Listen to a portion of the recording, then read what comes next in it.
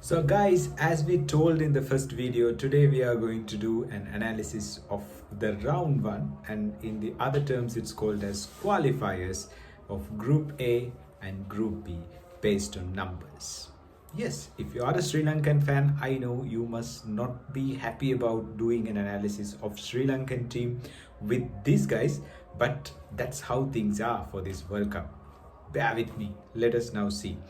So the first thing we are going to see, we have divided a T20 game into three phases. So this analysis is also going to happen in three phases.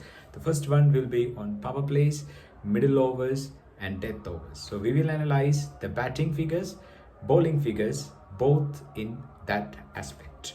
So the first one, let us see how teams have performed in the power plays. I'm afraid if you are a Sri Lankan fan, you must think about what is wrong with the team. But unfortunately, Sri Lanka didn't perform well in power plays. You might be asking did they perform well in the other segments? Bear with me, let us see. Now see, during the power plays, the team which scored more runs is Ireland. They have the highest average, they have the highest run rate and the boundaries and sixes.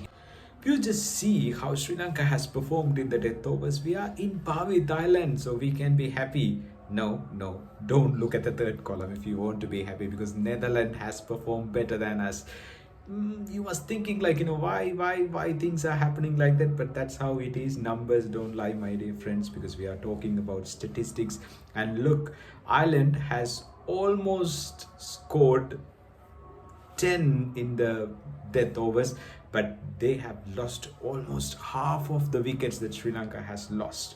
There are so many arguments might put forward and against, as if Sri Lanka played against the test playing nations and Ireland or Netherlands has played against associates. But this is a larger picture, because we just can't go and compare as if head to head. So that's why we are comparing about the statistics between 2019 and 21. Now we see the middle overs. Middle order is also a crisis for us. Middle overs also a crisis for us. I understand, because we all know that Sri Lanka loses most of the games in the middle overs, and it seems to be reflecting perfectly on statistics. And I'm afraid if you just really see the numbers, that's the least in the group, because we have just scored 6.79 runs, and look at the number of wickets we have lost, and the 4s and 6 in the middle overs doesn't seem to be good as well. So this is what batting department has performed all the years. Let us see how the bowling department has performed. Starting from the power plays, we have given 7.86 run rate. Perhaps that's actually not the best, but still we fall in the best category of these things. But even though that's actually a par average in terms of the T20 norms, maybe Netherlands has given more runs and their average is bad. But the wickets we have taken 39, and look at the 4s and 6 given by Sri Lanka. That doesn't seem to be a good statistic to have if you are starting a World Cup campaign. Now see, how did we perform in the death overs?